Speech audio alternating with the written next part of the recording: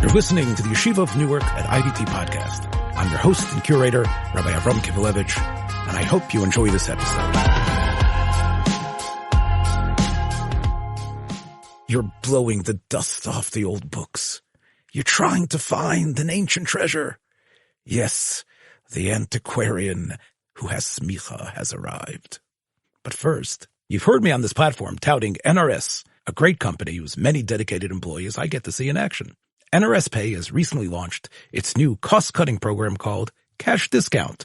The way it works is, any vendor using NRS Pay Cash Discount has their sale register tabulating automatically a dual pricing, which offers customers a choice of a cash payment, which could result in an up to 4% discount over swiping their card. If your business meets the $18,000 a month threshold, there's absolutely no monthly fee to incur. NRS Pay Cash Discount makes it less expensive to accept credit cards, so you'll save money while helping your customers save at the same time. NRS is offering a time-limited deal right now on this state-of-the-art system. You'll get a free card reader with 0 hidden fees, no long-term contract, and no early termination fee, which means you can switch your processing plan without penalty. NRS Pay is a proud part of the IDT Corporation that I've been associated with for over 10 years and has integrity built into its corporate DNA. I know its founder, its officers, and salespeople, and they truly stand by their product and will help you with live, stateside-based customer service on any issue or question. Check nrspay.com for more information or call 833-289-2767. And now, the Antiquarian. Clear the dust off. The Antiquarian has Smicha. Yitzchak Kolakowski is here with me, and both of us recognize that this episode will not drop until Hanukkah. And Hanukkah is definitely an antiquarian's feast. It's a place to really dig into the past and discover what was. The Gemara says in Shabbos, why is it that we make that bracha on Ner Hanukkah? Asher kedishanu b'mitzvoisov v'tzivanu lehadlik ner. Now, whether you say Shel Hanukkah or Ner Hanukkah, depends whether you're a Chabadsker or not, or from the Minhag Ari. But the first part of the bracha says that we say that we have been commanded by God to do this. And of course, we know that there is no mitzvah in the Torah of Ner Hanukkah. And the Gemara in Shabbos, according to one Mandamar, says that it comes from the Psukim in the Torah and Parsha Shoftim that says, you shall not in any way stray from anything the rabbis say to you. There's actually another pasuk there quoted as well, Shema b'ni Musar Avicha, V'al titash Torahs Imecha. But clearly, it is, as you said, Yitzchak, in the name of the great Maral, the holiday that really was established totally and completely by the rabbinic sages, and following that would be, in a way, the ultimate will of God is to follow what it is the rabbis have set down for us.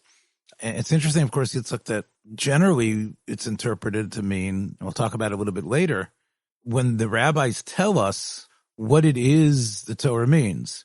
When the rabbis tell us, what does it mean, wool and linen blends? What does the Torah mean when that one cannot eat the fat of a certain animal or the blood of a certain animal? And the rabbis give us from their tradition or from their understanding of the verses, and we have to accept that. I think Ner Hanukkah is really something where the rabbis instituted this as something that needs to have a special place in our calendar, and therefore we light it and we celebrate it as Yitzchak is saying, as the holiday of the rabbinical holiday.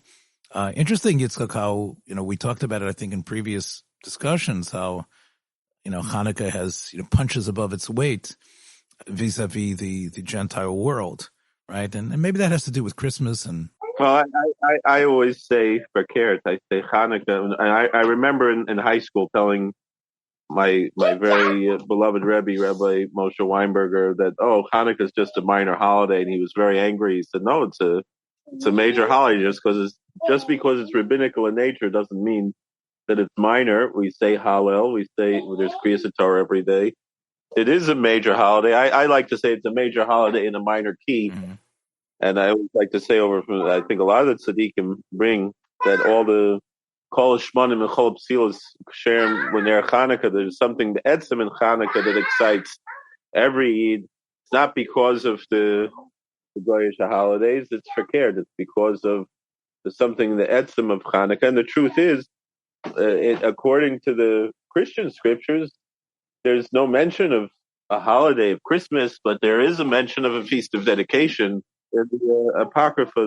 Is the Apocrypha the Book of Maccabees? Is the Book of right? So that would be another place, I guess, for antiquarians to delve into the provenance and the significance of the five. I think there are 5 books of the Maccabees, I believe, which of course represents, although it's not necessarily a concurrent report, but very much closer to the time and the events that occurred there. And again, once again, Hanukkah gives rise to a lot of antiquarian research in terms of the exact nature of the events that led to the victory over the Seleucid Greeks.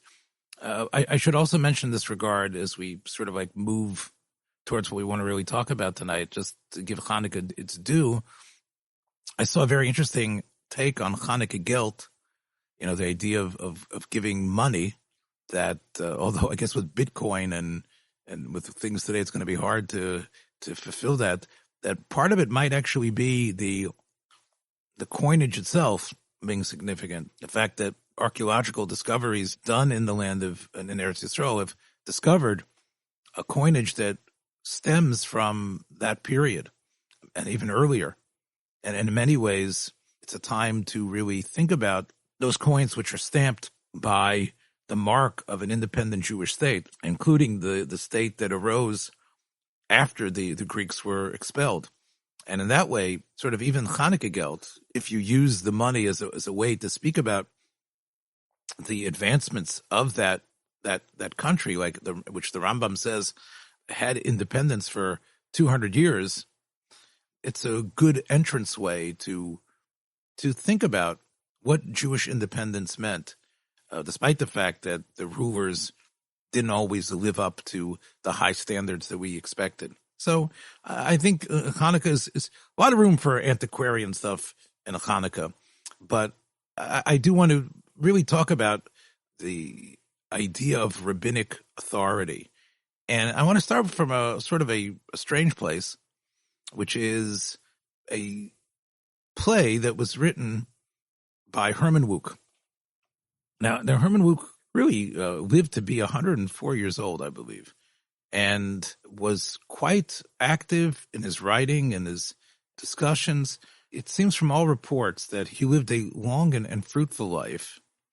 In 1951, he was awarded the Pulitzer Prize for the best-selling novel, The Caine Mutiny.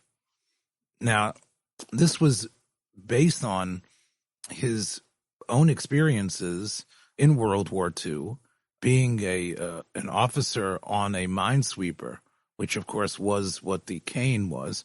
In fact, I think he was on a ship called the Zane. So obviously, things were in his head. Like most authors, you write what you know. He wrote about life on the sea, but specifically about a mutiny that occurred when a by the books but sort of neurotic captain took over this ship.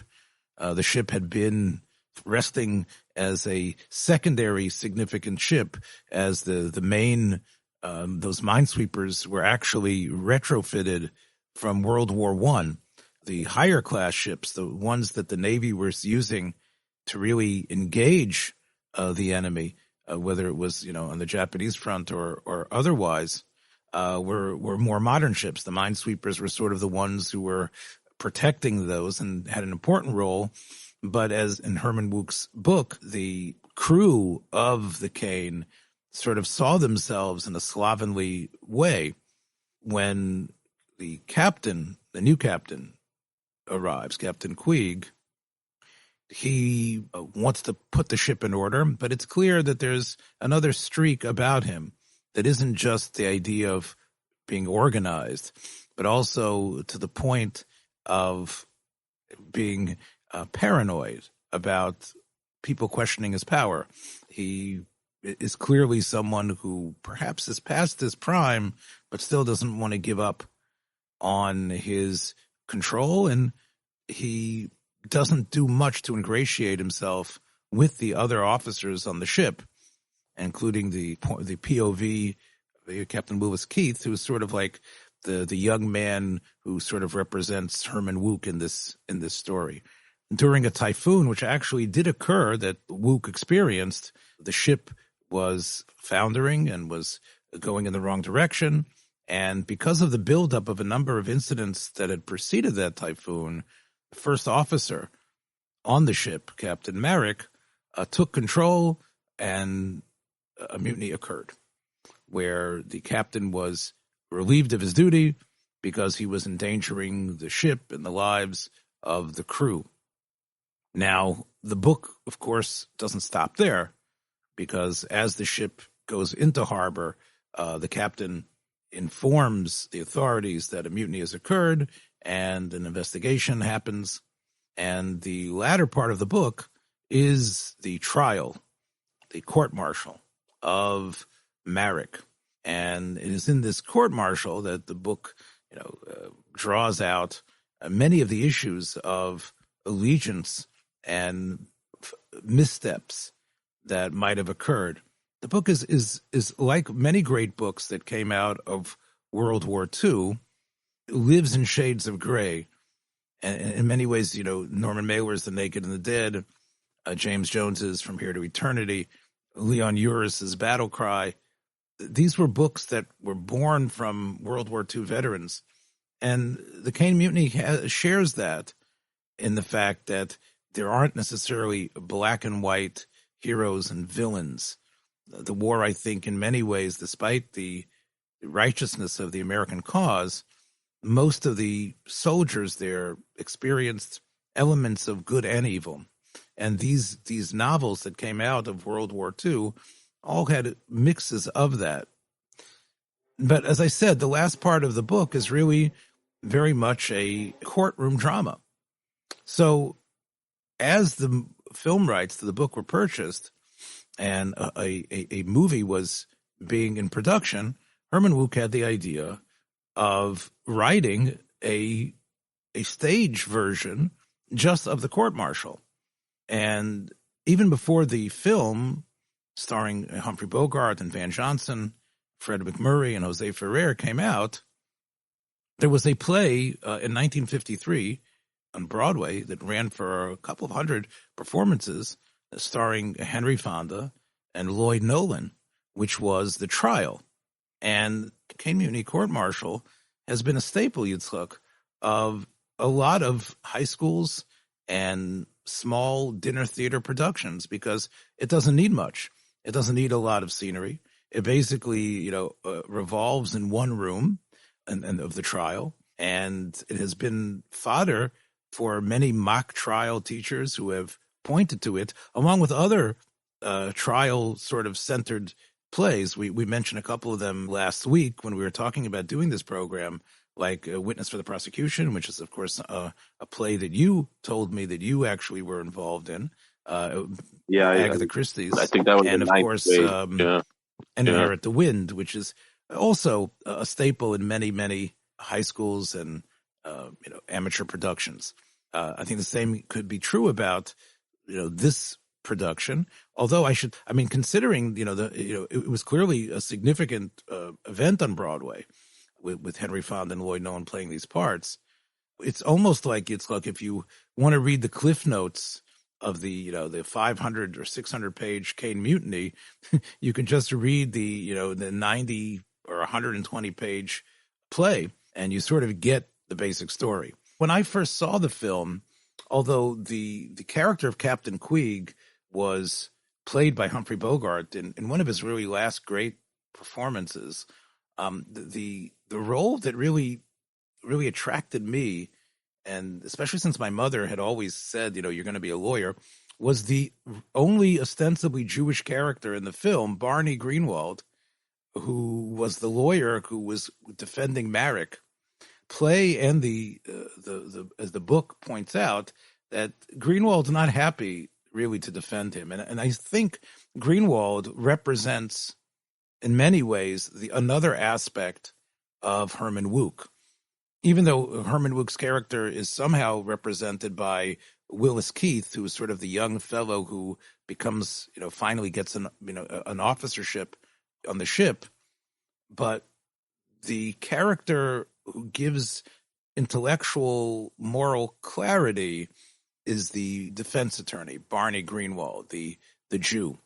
And here is Barney questioning Captain Queeg because the basic defense was that Queeg had exhibited behaviors that were abnormal enough for them to believe that keeping him in control of the ship during this typhoon was actually a danger. So Queeg is his second time on the stand, and here is he being questioned by Greenwald. Captain, did you ever turn your ship upside down in a vain search for a key that did not exist? I don't know what lies have been sworn to in this court, but I'd like to set you straight on this matter right here and now. A key definitely did exist. May it please the court, the witness is understandably agitated by this ordeal, and I request a recess to give him a breathing space. I don't want a recess. Okay, I should just tell you here that Jose Ferrer is in Jew face, playing Barney Greenwald. The prosecuting attorney who is prosecuting Marek, played by Van Johnson, is a fellow who in the early 60s had made a career of playing a lawyer, and that was E.G. Marshall, who you might have heard of Yitzchak. So E.G. Marshall plays the prosecuting attorney who has now objected, and Bogey is Captain Queeg. Now, again, they have brought up the fact that he had turned the ship over because he was sure that the strawberries that were meant for the officers had been stolen, and the way they had been stolen is that someone on the ship had skeleton keys or had made duplicate keys in a way that was a danger to the officers. So here's the scene again. I'll answer all questions right here and now. Did you conduct such a search? Yes, I did. As usual, my disloyal officers failed me and the key couldn't be found. As a matter of actual fact, wasn't this whole fuss over a quart of strawberries? The pilfering of food in large amounts of small is one of the most serious occurrences on board ship. Yes, but didn't you learn the mess boys had eaten the strawberries and that you were conducting a search for an imaginary key? I repeat, the key was not imaginary. And I don't know anything about mess boys eating strawberries. Captain, have you no recollection of a conversation with an Ensign Harding just prior to his leaving the Caine? What about it? Well, didn't Ensign Harding tell you that the mess boys ate the strawberries? All that I remember is that he was very grateful for his transfer. His wife was ill in the States. Captain, do you know where Ensign Harding is now? Well, I have no way of knowing. Ensign Harding is in San Diego. His wife is fully recovered. He has already been summoned and can be flown up here in 3 hours if necessary. Would it serve any useful purpose to have him testify? No, I don't see any need of that. Now that I recall, That little clicking that you're hearing is an aspect which I'm not sure if it was added for the film or if it was in the original novel, that Queeg, in order to sort of settle himself, there's people who have stress balls.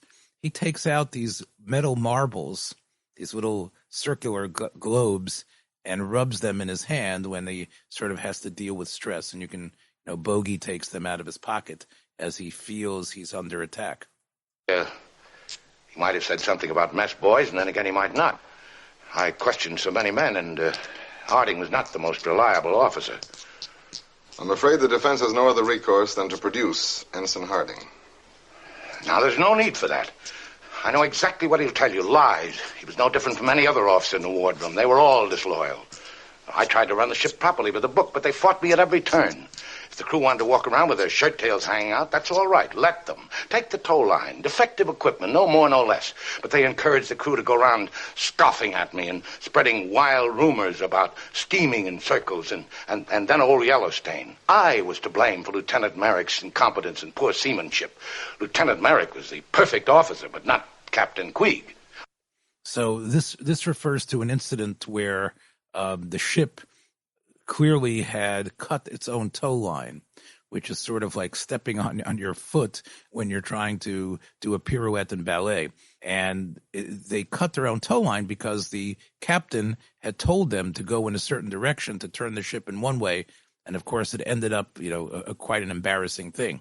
So the captain earned the nickname Old Yellowstain, because when you cut the tow line, you have to give an indicator to the other ships that are coming that the line has been cut, and you need to pour some sort of paint into the water so they'll recognize that. So he became known among the crew and among the other members of the ship as Old Yellowstain. Of course, remember, they didn't like him anyway, Yitzchak, because he had tried to impose discipline where they had been slovenly before. But the strawberries, that's where I had them. They laughed at me and made jokes, but I proved beyond the shadow of a doubt and with geometric logic that a duplicate key to the wardrobe icebox did exist, and I'd have produced that key if they hadn't pulled the Caine out of action.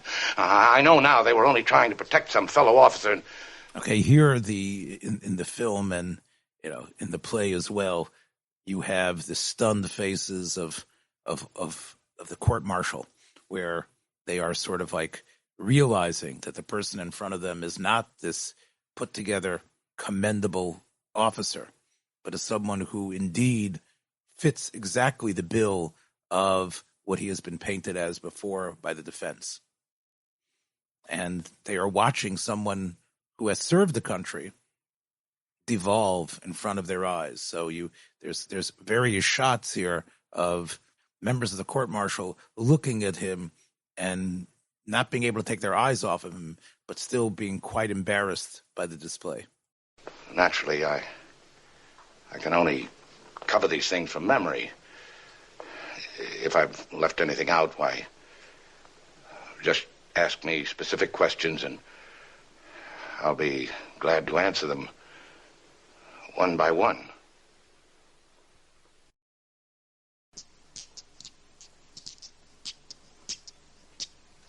Yes, so I don't know, Yitzchak, if you've ever seen that before, but very powerful, very right. No. Yes, indeed. Now, what happens is that by indicating that, I'll use the Yiddish word, that he was overbottle, indicating that indeed he was someone who everything that was said about him could be true, the officer is found not guilty of mutiny. And of course, which means that Queeg forever will be known as, the one ship in the whole United States history that was mutinied due to his aberrant behavior. Now, afterwards, a victory party is held, and I've left out one character here, which is the character of Lieutenant Kiefer. Kiefer is educated. He's someone who knows a lot about what we would call, pop psychology, knows what's happening, and is constantly writing a book. He's sort of the most cynical about Queeg, and he sort of has planted the seeds of revolt. He's the one who has encouraged Marek to keep a medical log. However, when Kiefer is called in the trial to defend Marek, Kiefer sort of acts in a way where he really isn't that. He wants to keep himself clean. It sort of skirts the truth as much as possible. But it's clear that Kiefer is the brains and a cynical person. It's interesting, the filmmakers, Edward Dmytryk, who made a number of film noirs and other films, and this might have been one of his biggest films. Dmytryk, they cast Fred McMurray in this role, and Fred McMurray was someone who often in Hollywood played just the good guy, and we talked about him, of course, in The Absent-Minded Professor and in My Three Sons, and in so many films in the 30s. I mean, my wife would always say what Double Indemnity. She couldn't believe it's the same person, how evil he was in that. I've never seen that, actually. Yes, so Double Indemnity was Billy Wilder's chop to use Fred McMurray as sort of a bad guy, as a duplicitous person. But he's sort of like an anti-hero in there, and you could sort of understand him. In other films, starting, I think, from the Caine Mutiny and then ending in The Apartment, he plays a very despicable character. At the victory party, Barney Greenwald is there to sort of be celebrated for his great questioning in the courtroom, but Barney has another message to give.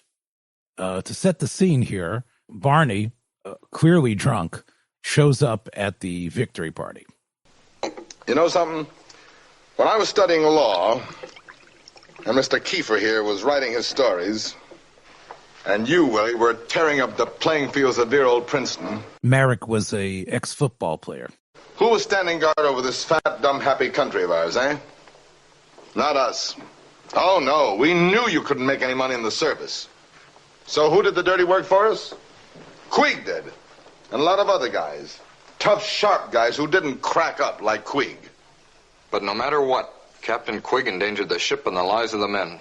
He didn't endanger anybody's life. You did, all of you. You're a fine bunch of officers. You said yourself he cracked. I'm glad you brought that up, Mr. Painter, because that's a very pretty point. You know, I left out one detail in the court-martial. Wouldn't have helped our case any. Tell me, Steve, after the Yellowstain business, Queeg came to you guys for help and you turned him down, didn't you? Yes, we did. You didn't approve his conduct as an officer. He wasn't worthy of your loyalty. So you turned on him. You ragged him. You made up songs about him. If you'd given Queeg the loyalty he needed, do you suppose the whole issue would have come up in the typhoon? You're an honest man, Steve. I'm asking you. Do you think it would have been necessary for you to take over? It probably wouldn't have been necessary. Yeah. If that's true, then we were guilty. Ah, you're learning, Willie. You're learning that you don't work with the captain because you like the way he parts his hair. You work with him because he's got the job or you're no good. Well, the case is over. You're all safe. It was like shooting fish in a barrel. And now we come to the man who should have stood trial. The Caine's favorite author. The Shakespeare whose testimony nearly sunk us all. Tell him, Kiefer. No, you go ahead. You're telling it better. You ought to read his testimony. He never even heard of Captain Queeg. Let's forget it, Barney. Queeg was sick. He couldn't help himself. But you're real healthy. Only you didn't have 1/10 the guts that he had. Except I never fooled myself, Mr. Greenwald. I'm going to drink a toast to you, Mr. Kiefer. From the beginning, you hated the Navy. And then you thought up this whole idea. And you managed to keep your skirts nice and starched and clean, even in the court-martial. Steve Merrick will always be remembered as a mutineer. But you'll publish your novel. You'll make $1 million. You'll marry a big movie star. And for the rest of your life, you'll live with your conscience. If you have any.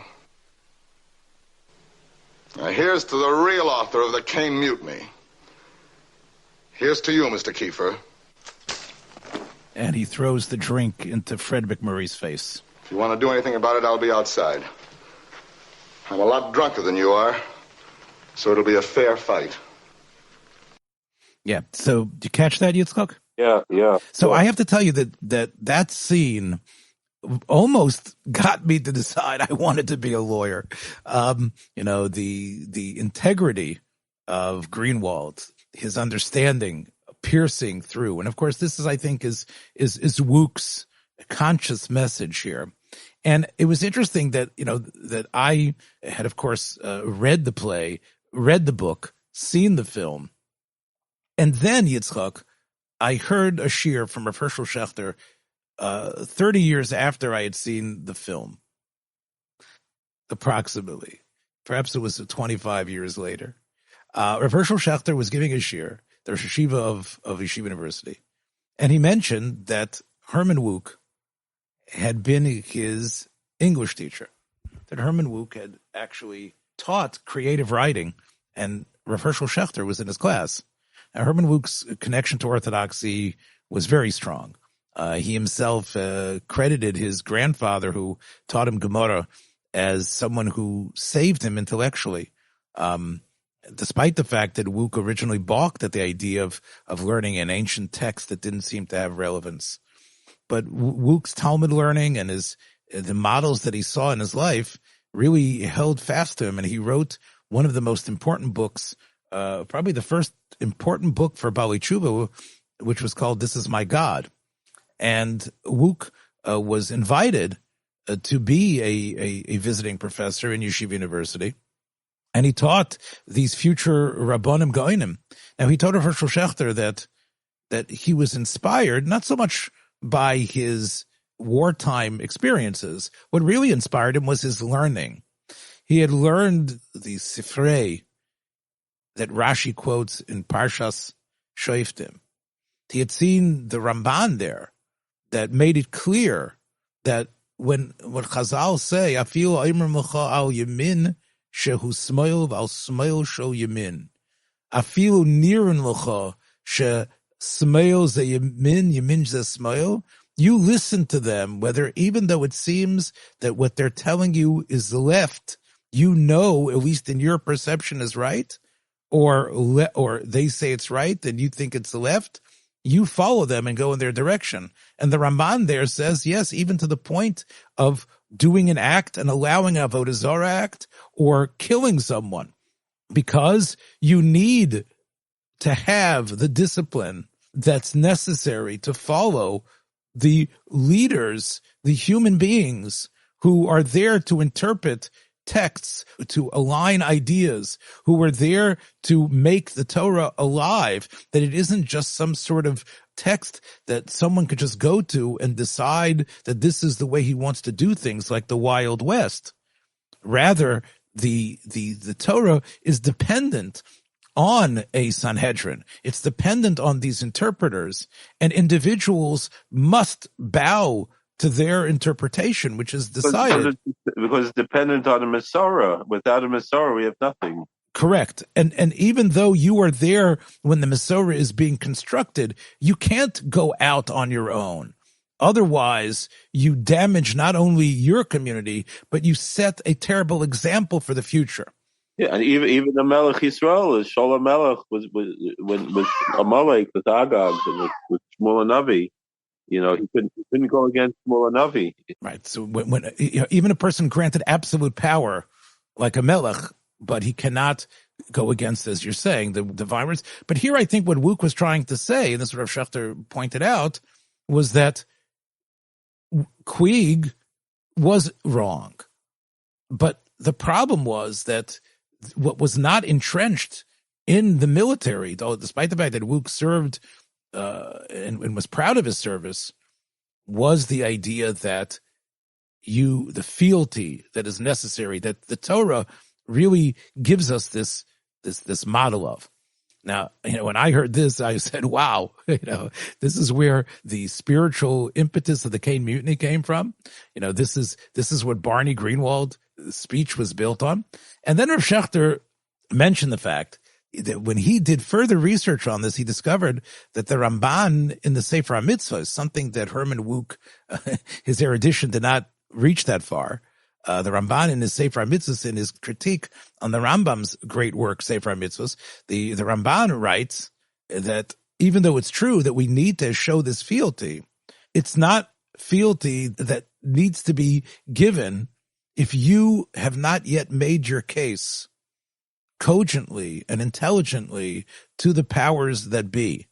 If you know that this authority of what they're saying is wrong in your own mind, you have no right to willfully follow them, but rather you need to make the case and show them, explain to them why you believe that they are wrong. And if they then dismiss what you're saying, then you have to throw in the towel because of the numbers that have ruled against you, despite the fact that you believe you're correct.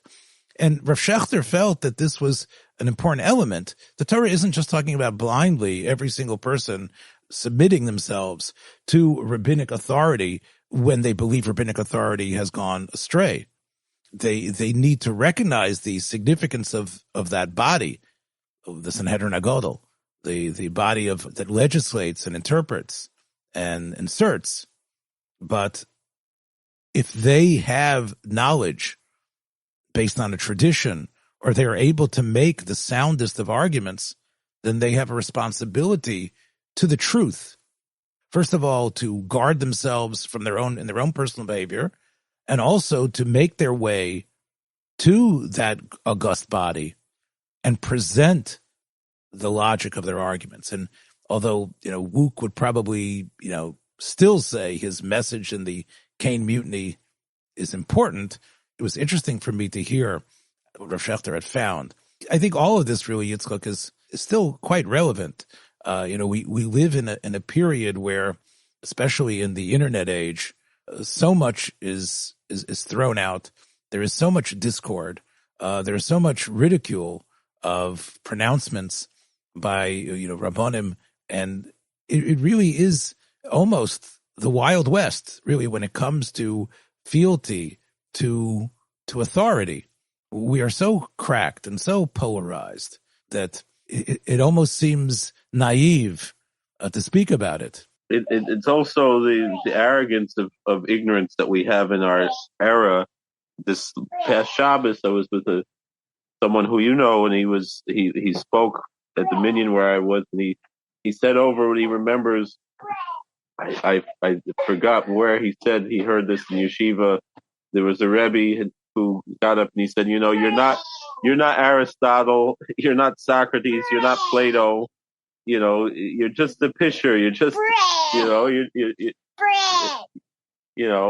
who are you to be asking these questions? And nowadays, everyone feels that they're all, they're all able to ask any types of questions and not only ask the questions, but insist that they're right and insist on their way. And it's just, we've fallen into such an anarchy in the world that we see the type of barbarism and the support for barbarism that we see in the world. It's really quite frightening.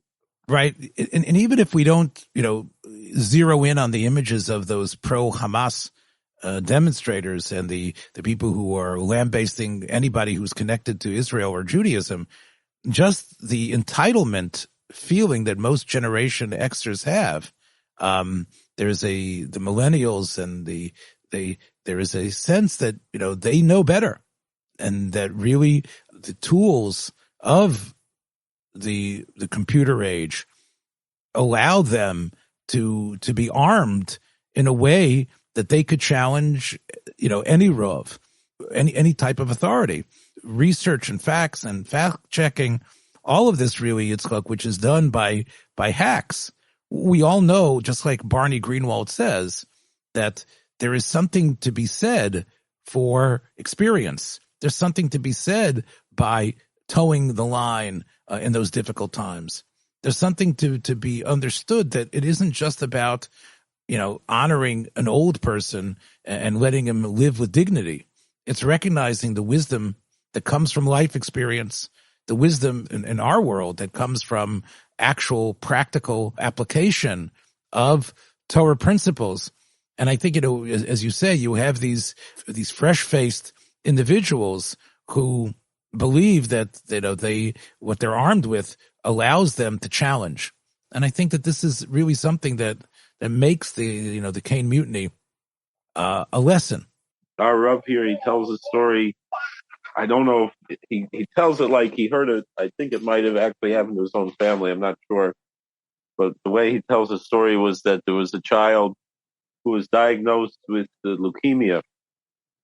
And they were about to start all kinds of very harsh treatments. And then they said, we need a second opinion. And they went to an older doctor who's experienced, just looked at the child for a few seconds and said, this child does not have leukemia. He said, run the test again. And it came up positive again for leukemia. He said, run it again. I think he had to run it 3 times before it came back. You're right. We made a mistake in how we were reading whatever it was. And he said, he said the side that would have gave all of these very dangerous treatments, chemotherapy and everything else to a healthy child, that's something you learn out of book. But this, to be able to just look at someone and make a diagnosis based on life experience, that only comes by sitting at the feet of a master and receiving a Masorah. Well, I can't think of any better way to code it, to sort of say that, yes, enjoy your Hanukkah, everyone. but recognize that the rabbinic leadership that stood at the forefront and established this day in the way they did, their descendants, their direct descendants, stride among us, and the respect and that we need to have for them is in a way really to honor the holiday and to honor really God's ultimate will of bowing to those who know more and understand more. So that's about it, my friends. So I think we've authenticated indeed the item. Be well, everybody. Take care. Thank you so much for listening to this episode. I hope you liked what you heard. If you did, please take a moment to share this or any of the many episodes available on our platform with friends in order to help grow our community. Until next time, Shalom.